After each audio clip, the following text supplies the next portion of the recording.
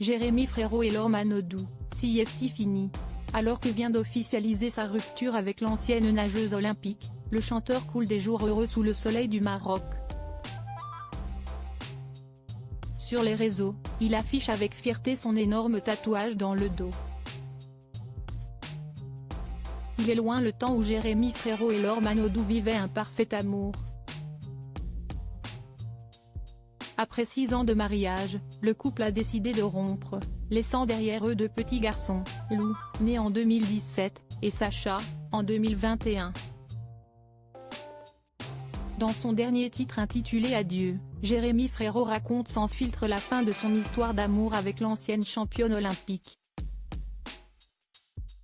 Comme une lettre ouverte à ses fils, l'ancien chanteur des Frérots de la Vega écrit: devenir une famille sans y habiter, papa, maman vont devenir amis, ça veut pas dire que tout est fini.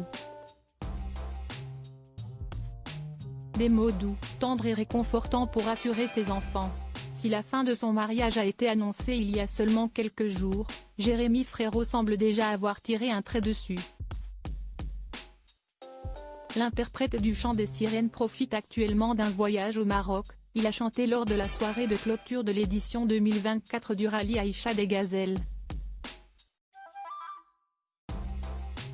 Un nouveau tatouage pour Jérémy Frérot?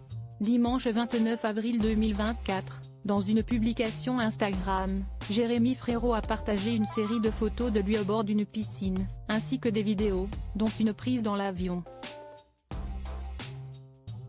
Sur ses clichés dénudés, il affiche publiquement un gigantesque tatouage dorsal datant d'il y a moins d'1 an, allant des omoplates jusqu'au bas du dos. Pour l'heure, l'artiste n'a pas encore dévoilé sa signification. Une dizaine de tatouages sur le corps de Jérémy Frérot. Il s'agit du plus grand tatouage de Jérémy Frérot, mais pas le seul. En effet, l'artiste âgé de 34 ans en possède une dizaine sur tout le corps. Par exemple, derrière son bras, on peut découvrir une coiffe indienne, tandis que sur ses doigts se trouve une flèche et un arbre, symbolisant probablement son amour pour la nature. Si Jérémy Frérot est fier d'afficher ses dessins, il y en a un qui n'assume pas du tout, comme il l'a confié dans l'émission L'Hebdo de la musique sur W9, présentée par Erika Moulet.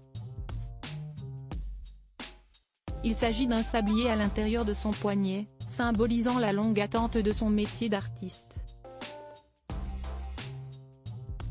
Malheureusement, sieste un loupé, sieste complètement raté. Les traits sont pas bien faits. À la limite, on dirait que j'ai été en boîte et qu'on m'a tamponné. Une chose est sûre, l'artiste est bien plus fier de son nouveau tatouage.